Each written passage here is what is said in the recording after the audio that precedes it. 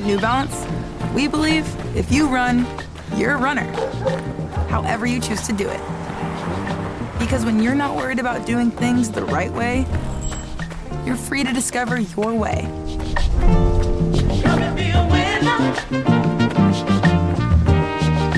And that's what running's all about. Run your way at newbalance.com/running.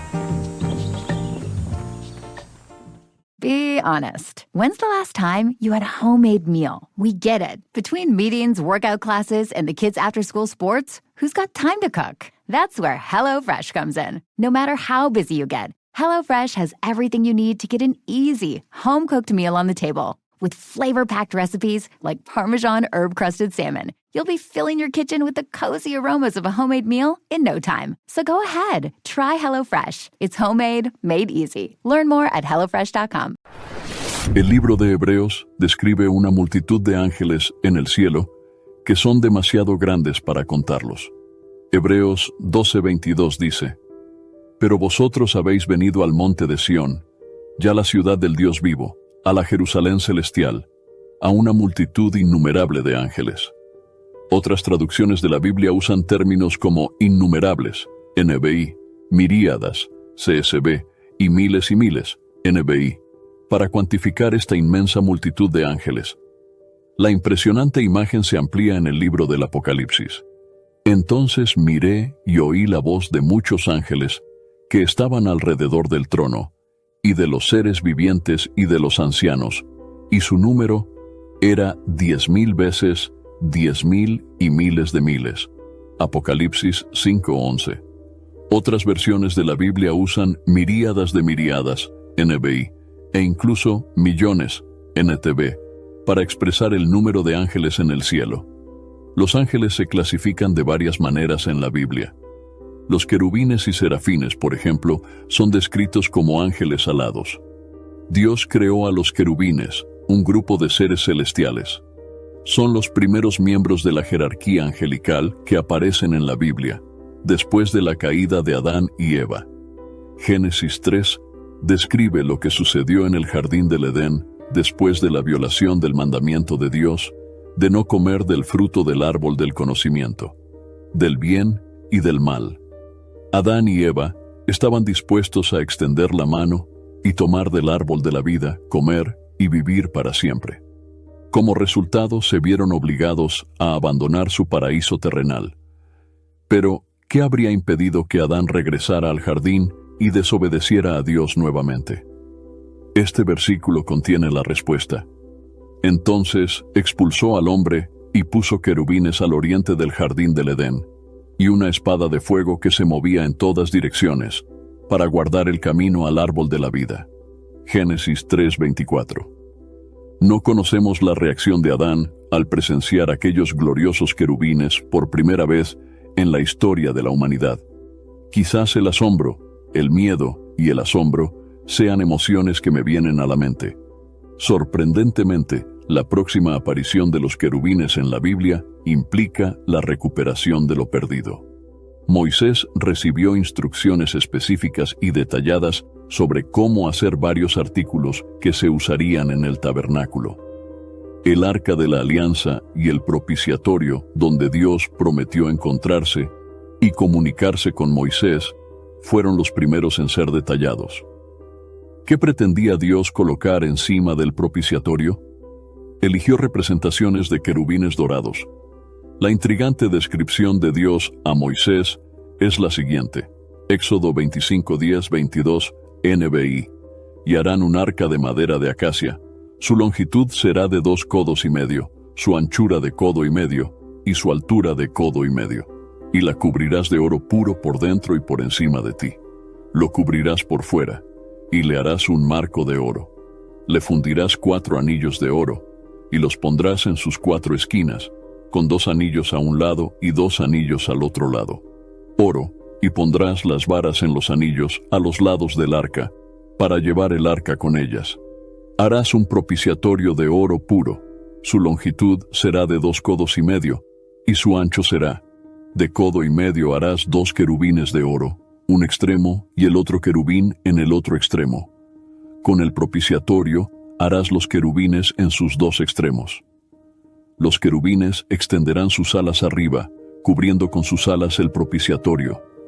Estarán uno frente al otro, frente al propiciatorio. Y pondrás el propiciatorio encima del arca, y en el arca pondrás el testimonio que yo te daré. Y allí vendré a vosotros, y os hablaré de encima del propiciatorio, de entre los dos querubines que están sobre el arca del testimonio, todo lo que os ordenaré para los hijos de Israel. Qué vista tan impresionante debe haber sido, los querubines asociados con la presencia misma de Dios. De estas dos fuentes en la Biblia, parece que la responsabilidad principal de los querubines puede ser declarar la pecaminosidad del hombre y proteger la presencia de Dios de los hombres pecadores. Por mucho que Adán anhelara regresar al jardín del Edén, los querubines le recordaron que había quebrantado la ley de Dios. Al sumo sacerdote de Israel se le permitía entrar al lugar santísimo una vez al año para contemplar el propiciatorio. Estoy seguro de que debió haber sentido en cada ocasión: no pertenezco aquí en la santa presencia de Dios, porque soy un pecador. Los querubines son seres reales y poderosos. Sin embargo, los querubines de la Biblia a menudo representaban las cosas celestiales. En Ezequiel 10 se describe que los querubines no solo tenían alas y manos, sino que también estaban llenos de ojos y estaban rodeados de ruedas dentro de ruedas. Ezequiel 10:8-14 dice: todos los querubines tenían debajo de las alas algo que parecían manos humanas. Miré, y cada uno de los 4 querubines tenía a su lado una rueda, y las ruedas brillaban como berilo. Las 4 ruedas eran igual y tenía la misma forma. Cada rueda tenía otra rueda atravesándola. Los querubines podían moverse en cualquiera de las 4 direcciones en las que miraban, sin darse la vuelta mientras se movían. Siguieron recto en la dirección que miraban, sin desviarse.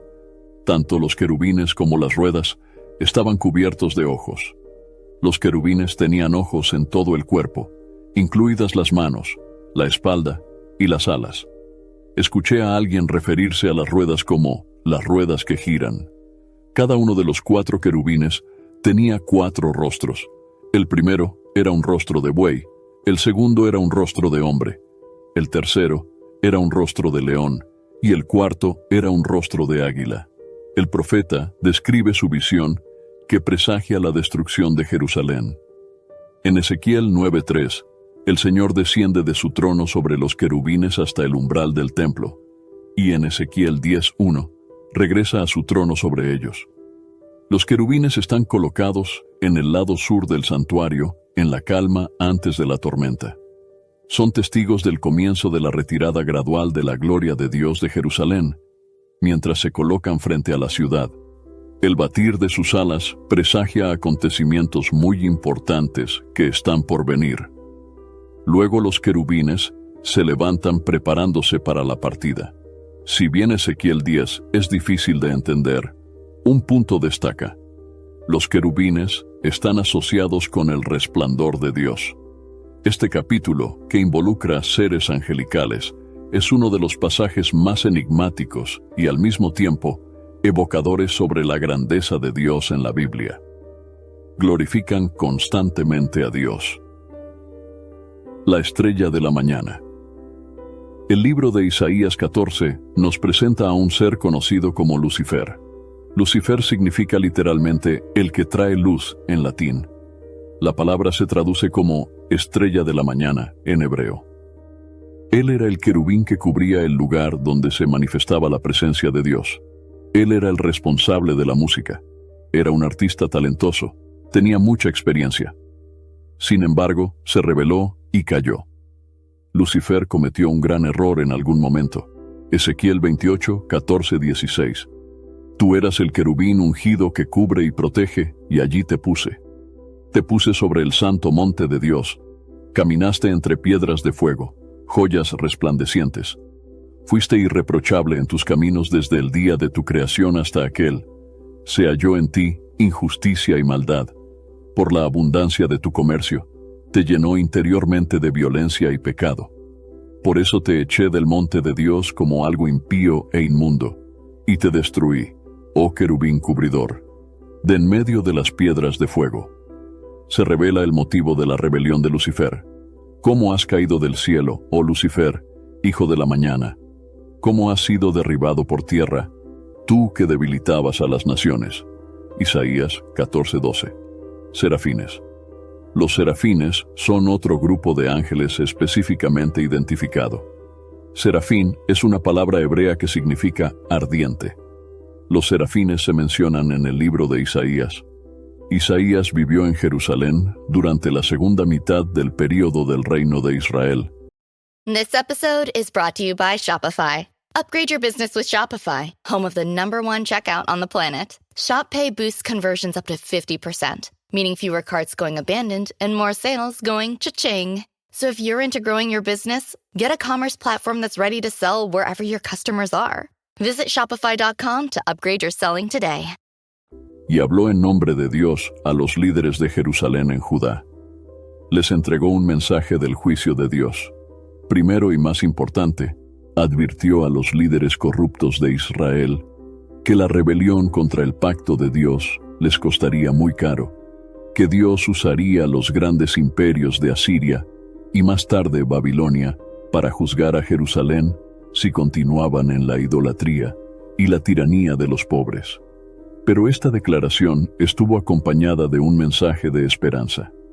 La gran visión de Isaías de Dios, sentado en su trono en el templo, rodeado de criaturas celestiales clamando, «Santo, santo, santo es el Señor de los ejércitos. Toda la tierra está llena de su gloria». E Isaías de repente reconoce cuán corruptos él y el pueblo de Israel está cuerdo, y piensa que la santidad de Dios lo destruirá. Pero no se destruye. Entonces uno de los serafines vuela hacia él y lo quema, no para destruirlo, sino para limpiarlo de su pecado. Mientras Isaías reflexiona sobre esta extraña experiencia, Dios le asigna una tarea difícil. Debe continuar predicando el juicio venidero, pero debido a que Israel ha superado el punto de no retorno, sus advertencias paradójicamente endurecerán al pueblo. Isaías 6:1-8. En el año que murió el rey Usías, vi al Señor sentado sobre un trono alto y sublime, y el borde de su manto llenaba el templo. Sobre él estaban los serafines. Cada uno tenía 6 alas. Con 2 cubrían sus rostros, con de 2 se cubrieron los pies y de 2 volaron, y clamaron el uno al otro diciendo, «Santo, santo, santo es el Señor de los ejércitos», y la casa se llenó de humo. Porque soy hombre de labios inmundos, y habito en medio de pueblo de labios inmundos, y mis ojos han visto al Rey, Señor de los ejércitos. Entonces uno de los serafines voló hacia mí, llevando un carbón encendido en su mano. Que había tomado del altar con tenazas era iniquidad, quitado, y tu pecado es perdonado. Después de esto, oí la voz del Señor que decía, ¿a quién enviaré y quién irá por nosotros? Entonces dije, aquí estoy, envíame. El profeta inmediatamente se dio cuenta de que no tenía derecho a estar en la santa presencia de Dios y lo confesó. Entonces uno de los serafines tomó un carbón encendido del altar y tocó los labios de Isaías para limpiar su iniquidad y purgar su pecado. A pesar de pertenecer a jerarquías diferentes y estar envueltos en un velo de misterio en la Biblia, serafines y querubines comparten una característica: nunca dejan de alabar a Dios. Los ángeles y los seres celestiales son encantadores, pero palidecen en contraste con nuestro Cordero Celestial, el Señor de la Gloria, ante quien todas las fuerzas en el cielo y en la tierra se postran en santa devoción y adoración sin aliento. Salmo 81. Te ruego que escuches, oh pastor de Israel, tú que guías como a un rebaño a la descendencia de José. Oh Dios, entronizado sobre los querubines, manifiesta tu radiante gloria. Salmos 99:1, NBI. El Señor reina, tiemblen los pueblos. Él está sentado entre querubines, que se mueva la tierra. Podemos suponer que hubo varios serafines, porque Isaías menciona que clamaban unos a otros. El trabajo de los serafines en el cielo es cantar alabanzas al nombre y carácter de Dios. Los ángeles realizan diferentes tareas en la Biblia. Algunos ángeles son mensajeros de Dios, Daniel 4:13. Otros ángeles son siervos de Dios. Los ángeles observadores se mencionan en el libro de Daniel, Daniel 4:13. Los ángeles son a menudo descritos como ejércitos militares de las huestes celestiales, Jeremías 5:14. Por tanto, así dice el Señor Dios de los ejércitos: por cuanto este pueblo ha hablado estas palabras, he aquí, pondré mis palabras en fuego en vuestra boca, y este pueblo será la leña que consumirá. Otras veces, a los ángeles se les llama hijos de los poderosos, Salmo 89:6, o hijos de Dios, Job 2:1. Solo 3 ángeles son identificados por su nombre en la Biblia: Gabriel, Daniel 8:16, el arcángel Miguel, Daniel 10:13, y Lucifer el ángel caído, Isaías 14:12. Gabriel. Gabriel es uno de los ángeles bíblicos más conocidos. En hebreo, Gabriel significa héroe de Dios, el poderoso, o Dios es grande. En la Biblia comúnmente se le llama mensajero de Jehová o mensajero del Señor. Contrariamente a la creencia popular, la Biblia nunca se refiere a él como arcángel. Ministerio de Gabriel. Gabriel es esencialmente el mensajero misericordioso y prometedor de Dios. Aparece en la Biblia 4 veces y cada vez trae buenas noticias. Sin embargo, las revelaciones de Gabriel son cruciales en el desarrollo de los planes, propósitos y veredictos de Dios. En Daniel, vemos a Gabriel por primera vez en la Biblia, en Daniel 8:15-16. Allí transmite la visión de Dios para el fin de los tiempos. Dios le ha confiado la tarea de comunicar un mensaje desde la sala de situación del cielo que revele el plan de Dios para la historia. Daniel 8:15-16. Mientras yo, Daniel, miraba la visión y trataba de entenderla, se apareció ante mí uno con apariencia de hombre, y oí la voz de un hombre de entre los Ulai, que llamaba y dijo: Gabriel, explica a este hombre el significado de la visión. En el versículo 17, Gabriel dice: cuando se acercó al lugar donde yo estaba, tuve miedo y caí postrado. Hijo de hombre, dijo, entiende que la visión se refiere al tiempo del fin. Gabriel, dibujando panorámicamente la procesión de los reinos terrenales, aseguró a Daniel que la historia culminaría con el regreso de Cristo, el príncipe de los príncipes y conquistador del rey de rostro feroz. Daniel 8:25. Zacarías. Al anunciar a su profeta, Gabriel hace su primera aparición en el Nuevo Testamento en Lucas 1. Como Dios ordenó a un profeta para ir delante del Mesías, tanto para proclamar su venida como para preparar los corazones y las mentes del pueblo para él. El relato de participación. El aspecto angelical de la vida de Cristo debe comenzar incluso antes de que consideremos a María y José. En su sabiduría y soberanía, Dios decidió que el nacimiento de este profeta debería ser un milagro en sí mismo. Zacarías estaba en el templo esperando al Señor. De repente, se le apareció un ángel del Señor, que estaba de pie al lado derecho del altar del incienso. Lucas 1:11. Cuando Zacarías vio al ángel, se turbó y se apoderó de él. Pero el ángel le dijo: no temas, Zacarías, porque tu oración ha sido escuchada, y tu esposa Isabel te dará a luz un hijo, y le pondrás por nombre Juan.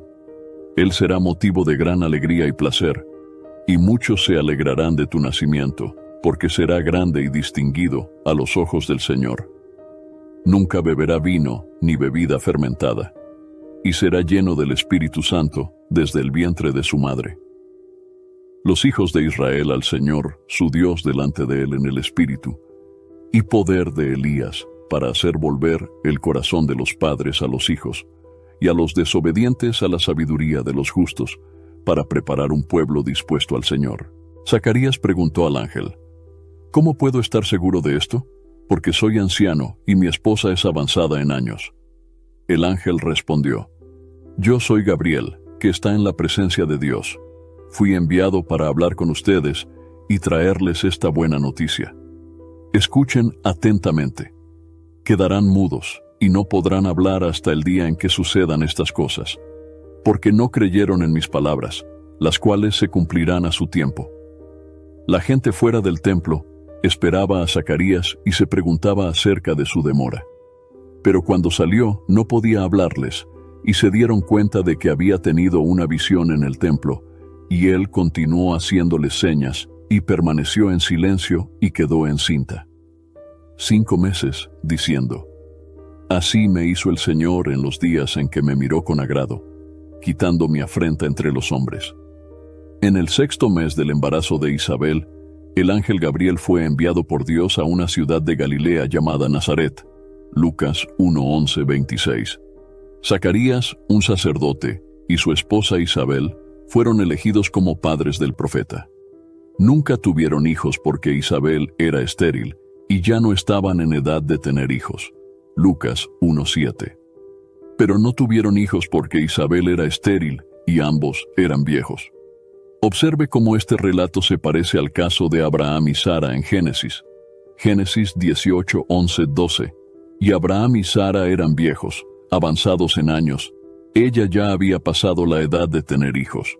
Entonces Sara se rió para sí, cuando oyó la palabra del Señor, diciendo: Cuando sea vieja, ¿todavía tengo placer, aunque mi Señor sea viejo? Pero como se dijo anteriormente, Dios envió al ángel Gabriel a Zacarías para informarle que él e Isabel esperaban un hijo, y que este hijo sería el precursor del Mesías, Juan el Bautista. A medida que Juan el Bautista y Jesús crecían, Juan preparó al pueblo para Cristo señalándole sus pecados y llamándolos al arrepentimiento. Cuando Cristo estuvo listo para comenzar su ministerio público y la tarea de Juan fue completada, Juan le dijo a Cristo, Juan 3:28-30, Vosotros sois testigos de que dije, yo no soy el Cristo, sino que fui enviado antes que él. La novia pertenece al novio. El amigo del novio, que está a su lado y lo escucha, se alegra mucho cuando oye la voz del novio, y ahora está completa. María, cualesquiera que sean las tareas épicas que Gabriel había realizado previamente para el Señor, esta tenía que ser la más épica de todas. Fue enviado a Nazaret, ciudad de Galilea, a una virgen prometida en matrimonio a un hombre llamado José, descendiente de David. El nombre de la virgen era María. Qué hermoso mensaje tuvo Gabriel para esta joven. Lucas 1:31-32. Escucha atentamente. Concebirás en tu vientre y darás a luz un hijo, y lo llamarás Jesús. Él será grande y será llamado Hijo del Altísimo. Y el Señor Dios le dará el trono de su padre David. A este ángel específico se le otorgó un gran honor y responsabilidad por parte de Dios, porque el nacimiento de Cristo sería un evento único, una vida nueva, generada fuera del proceso humano ordinario, en una virgen sin un hombre. La participación angelical en su vida comenzó mucho antes de que él naciera. Ciertamente, la mujer que llevaría al niño a Cristo necesitaba ser informada con antelación. Necesitaba estar preparada para un evento que sería imposible sin la ayuda de Dios. Además, incluso si el evento fuera obra del Espíritu Santo, la joven sería burlada y abusada por aquellos en su familia y comunidad que no creían en la naturaleza milagrosa de la concepción. De hecho, bajo la ley mosaica, la fornicación, que sería la única forma normal para que una mujer soltera quedara embarazada, se castigaba con la muerte. Levítico 20:10. Si un hombre comete adulterio con la mujer de otro, con la mujer de su prójimo, tanto el adúltero como la adúltera deben ser ejecutados. María dijo al ángel, ¿cómo será esto, ya que soy virgen y no tengo intimidad con ningún hombre? Entonces el ángel respondió, el Espíritu Santo vendrá sobre ti, y el poder del Altísimo te cubrirá con su sombra. La Biblia, en Daniel 8:15-16, revela la visión de Dios para los últimos tiempos. Dios le encomendó a Daniel la tarea de comunicarle un mensaje desde la sala de situación celestial, revelando el plan divino para la historia. Daniel 8:15-16 dice, estando yo, Daniel, mirando la visión y tratando de entenderla, se apareció ante mí uno que parecía un hombre, y oí la voz de un hombre a orillas del Ulai, el cual llamó y dijo: Gabriel, explica a este hombre el significado de la visión. En el versículo 17, Gabriel dice: Cuando se acercó al lugar donde yo estaba, tuve miedo y caí postrado. Hijo de hombre, dijo, entiende que la visión se refiere al tiempo del fin. Gabriel, esbozando panorámicamente la procesión de los reinos terrenales, aseguró a Daniel que la historia culminaría con el regreso de Cristo, el príncipe de príncipes y conquistador del rey de rostro feroz. Daniel 8:25 AMP. Zacarías. Al anunciar a su profeta, Gabriel hace su primer nacimiento en el Nuevo Testamento en Lucas 1. Así como Dios ordenó a un profeta para ir delante del Mesías, tanto para proclamar su venida, como para preparar los corazones y las mentes del pueblo para él, el relato de la participación angelical en la vida de Cristo debe comenzar incluso antes. Consideremos a María y José. En su sabiduría y soberanía, Dios decidió que el nacimiento de este profeta fuera un milagro en sí mismo. Zacarías estaba en el templo esperando al Señor. De repente, se le apareció un ángel del Señor, que estaba de pie al lado derecho del altar del incienso. Lucas 1:11. Cuando Zacarías vio al ángel, se turbó y se apoderó de él. Pero el ángel le dijo: No temas, Zacarías, porque tu oración ha sido escuchada, y tu esposa Isabel te dará a luz un hijo, y le pondrás por nombre Juan. Él será motivo de gran alegría y placer, y muchos se alegrarán de tu nacimiento, porque será grande y distinguido a los ojos del Señor. Nunca beberá vino ni bebida fermentada, y será lleno del Espíritu Santo desde el vientre de su madre. Los hijos de Israel al Señor su Dios delante de él en el espíritu y poder de Elías, para hacer volver el corazón de los padres a los hijos, y a los desobedientes a la sabiduría de los justos, para preparar un pueblo dispuesto al Señor. Zacarías preguntó al ángel: ¿Cómo puedo estar seguro de esto? Porque soy anciano y mi esposa es avanzada en años. El ángel respondió: Yo soy Gabriel, que estoy en la presencia de Dios. He sido enviado para hablarte y darte esta buena nueva. Escucha con atención. Quedarás mudo y no podrás hablar hasta el día en que las cosas suceden. Porque creíste en mis palabras, las cuales se cumplirán a su debido tiempo. La gente afuera del templo esperaba a Zacarías y se preguntaban por su demora. Pero cuando salió, no podía hablarles, y se dieron cuenta de que había tenido una visión en el templo. Él siguió haciéndoles señas y permaneció en silencio. Cuando terminó su tiempo de servicio sacerdotal, regresó a casa. Después de esto, su esposa Isabel quedó embarazada y permaneció recluida durante 5 meses, diciendo: Así me hizo el Señor en los días en que me miró con agrado, quitando mi afrenta entre los hombres. En el 6º mes del embarazo de Isabel, el ángel Gabriel fue enviado por Dios a una ciudad de Galilea llamada Nazaret. Lucas 1:11-26. Zacarías, un sacerdote, y su esposa Isabel fueron elegidos como padres del profeta. Nunca tuvieron hijos porque Isabel era estéril y ya no estaban en edad de tener hijos. Lucas 1:7. Pero no tuvieron hijos porque Isabel era estéril y ambos eran viejos. Observe cómo este relato se parece al caso de Abraham y Sara en Génesis. Génesis 18:11-12. Y Abraham y Sara eran viejos, avanzados en años. Ella ya había pasado la edad de tener hijos. Entonces Sara se rió para sí cuando oyó la palabra del Señor, diciendo: Cuando sea vieja, ¿todavía tengo placer, aunque mi Señor sea viejo? Pero, como se dijo anteriormente, Dios envió al ángel Gabriel a Zacarías para informarle que él e Isabel esperaban un hijo, y que este hijo sería el precursor del Mesías, Juan el Bautista. A medida que Juan el Bautista y Jesús crecían, Juan preparó al pueblo para Cristo, señalándoles sus pecados y llamándolos al arrepentimiento. Cuando Cristo estuvo listo para comenzar su ministerio público, y la tarea de Juan fue completada. Juan le dijo a Cristo, Juan 3, 28, 30, «Vosotros sois testigos de que dije, yo no soy el Cristo, sino que fui enviado antes que él». La novia pertenece al novio. El amigo del novio que está a su lado y lo escucha, se alegra mucho cuando oye la voz del novio y ahora está completa. María, cualesquiera que sean las tareas épicas que Gabriel había realizado previamente para el Señor, esta tenía que ser la más épica de todas.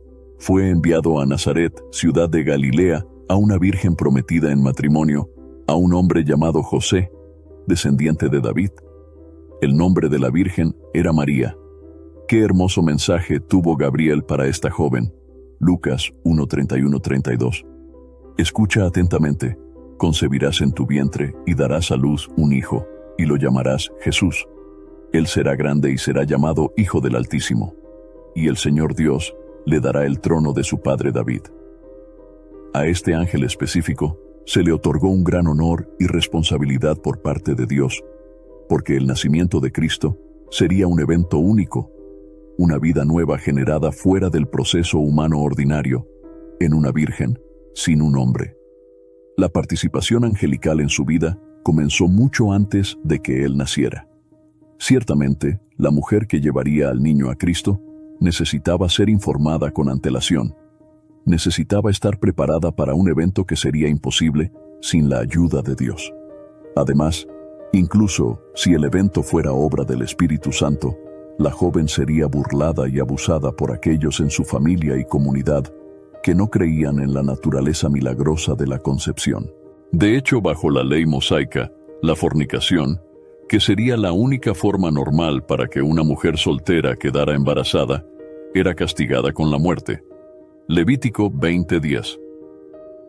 Si un hombre comete adulterio con la mujer de otro, con la mujer de su prójimo, tanto el adúltero como la adúltera deben ser ejecutados. María dijo al ángel, «¿Cómo será esto, ya que soy virgen y no tengo intimidad con ningún hombre?» Entonces el ángel respondió, «El Espíritu Santo vendrá sobre ti, y el poder del Altísimo te cubrirá con su sombra. Por eso el santo y puro Hijo de Dios será llamado así. Y he aquí, también tu parienta Isabel concibió un hijo. En su vejez, y la que era llamada estéril, ya está en el 6º mes de embarazo, porque para Dios nada es imposible».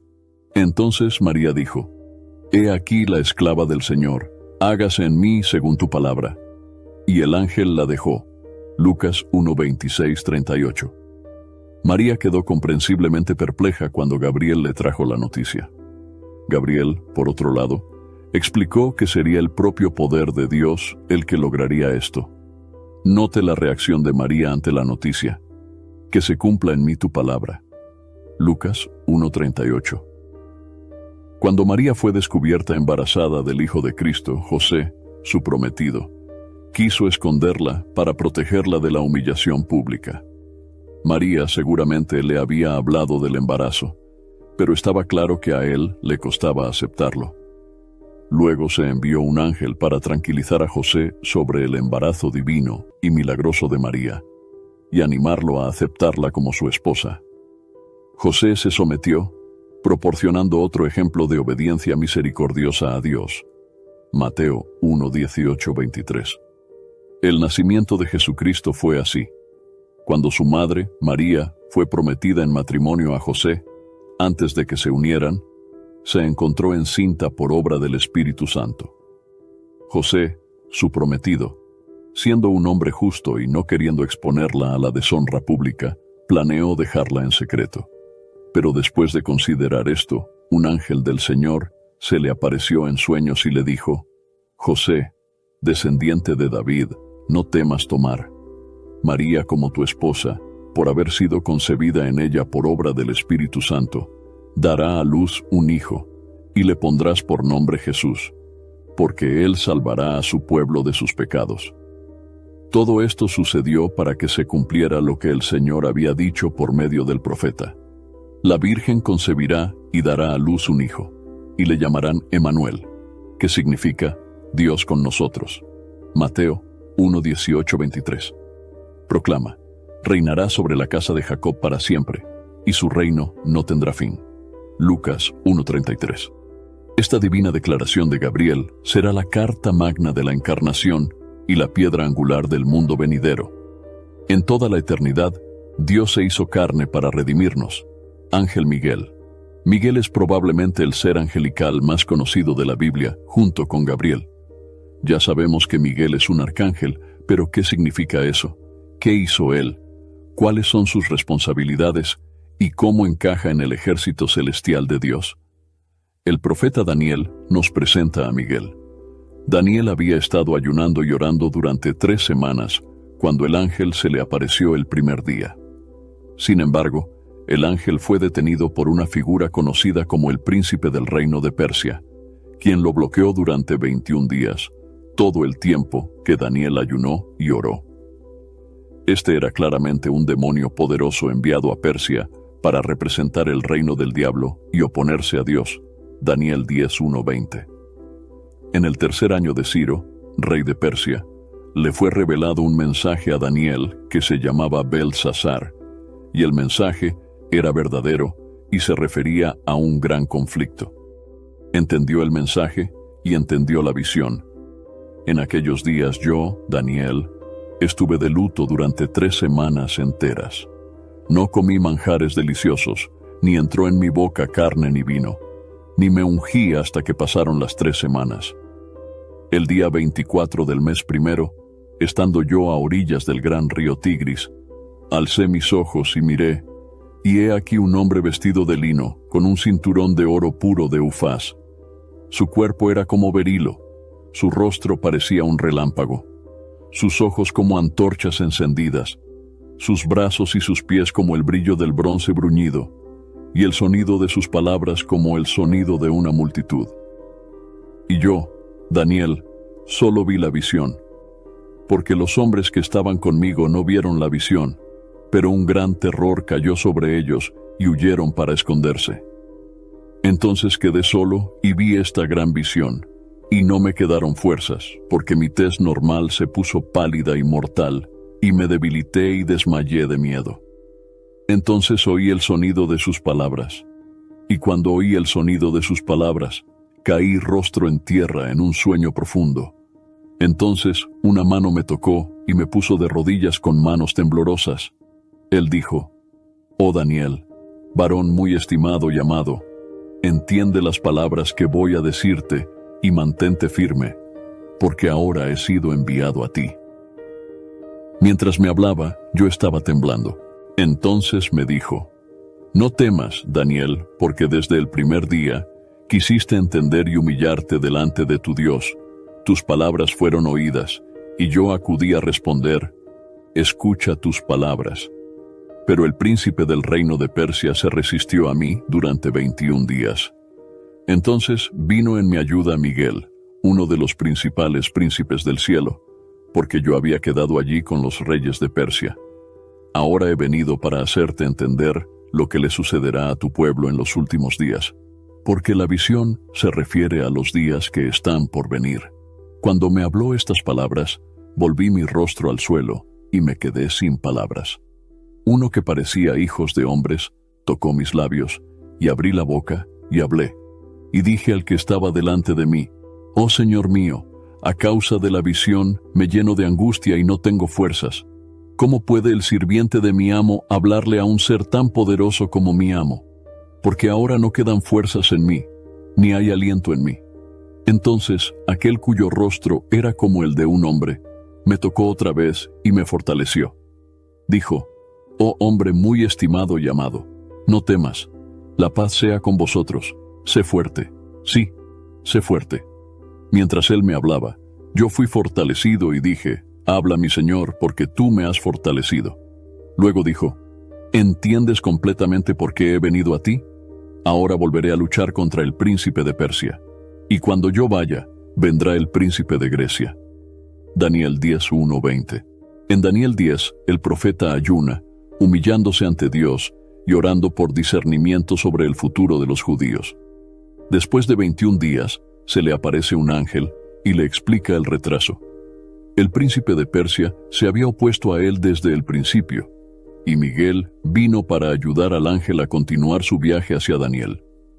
El ángel permanece con Daniel el tiempo suficiente para predecir acontecimientos futuros para los judíos, pero luego debe regresar para luchar contra el príncipe de Persia, y el príncipe de Grecia pronto se unirá a la lucha también. Frente a estas fuerzas, solo Miguel se encuentra al lado de este ángel.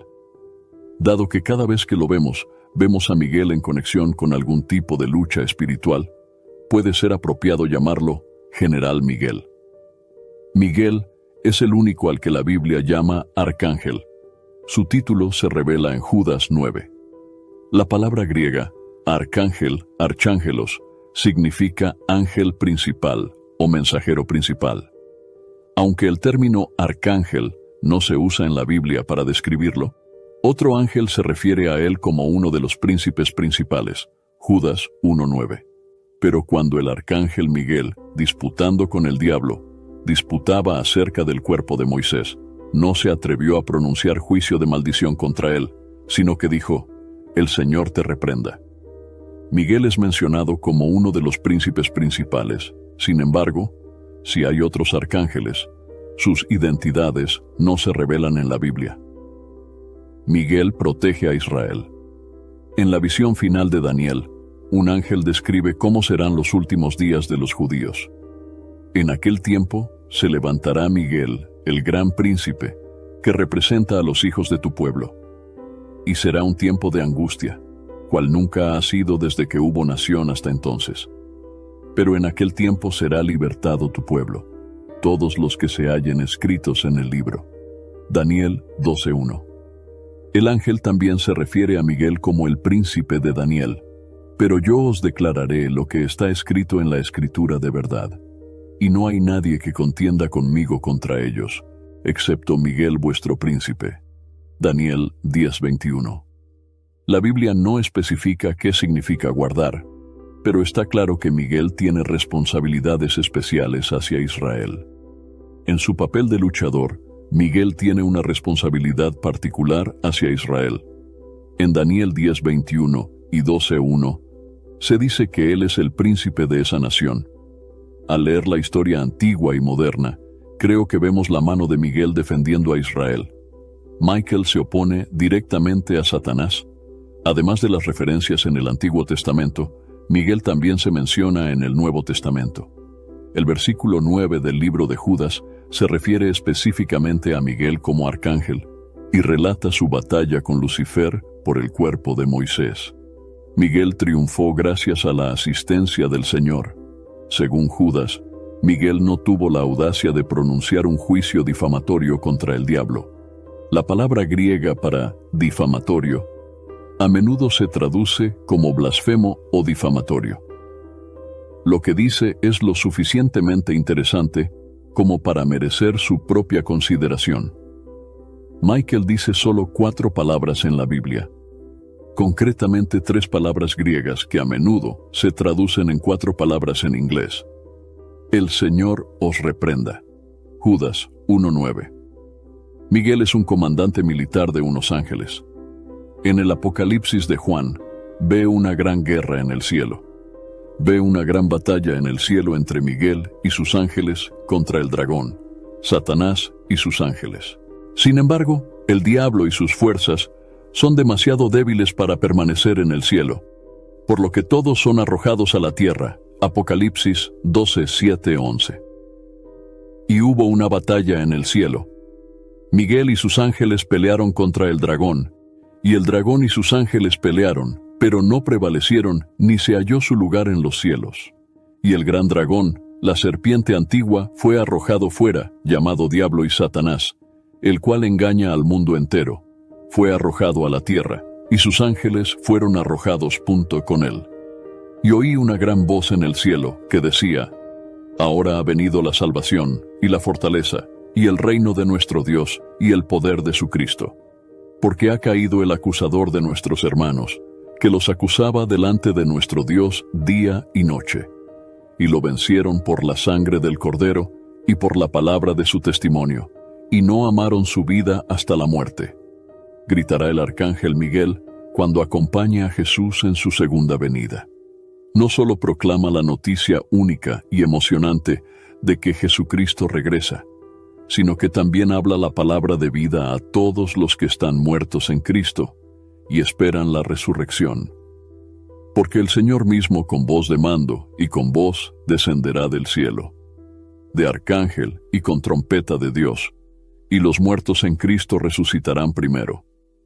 1 Tesalonicenses 4:16.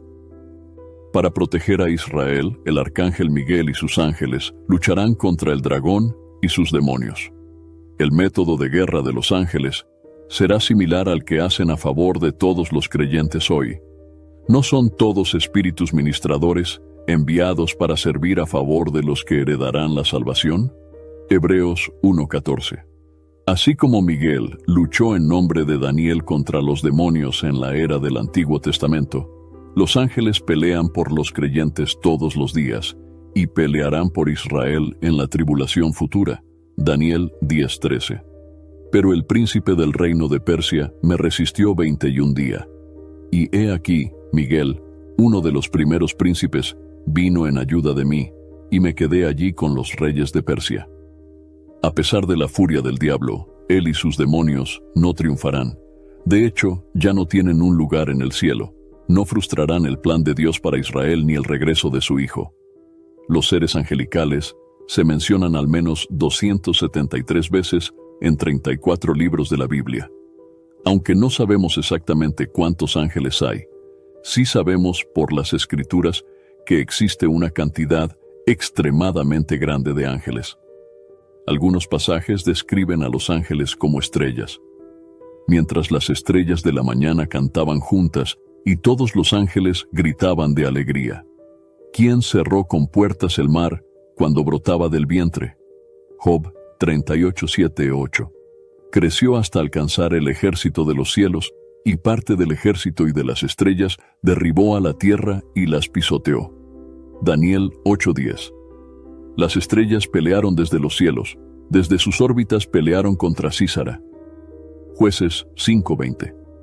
La idea de estrellas puede darnos la mejor pista sobre cuántos ángeles hay.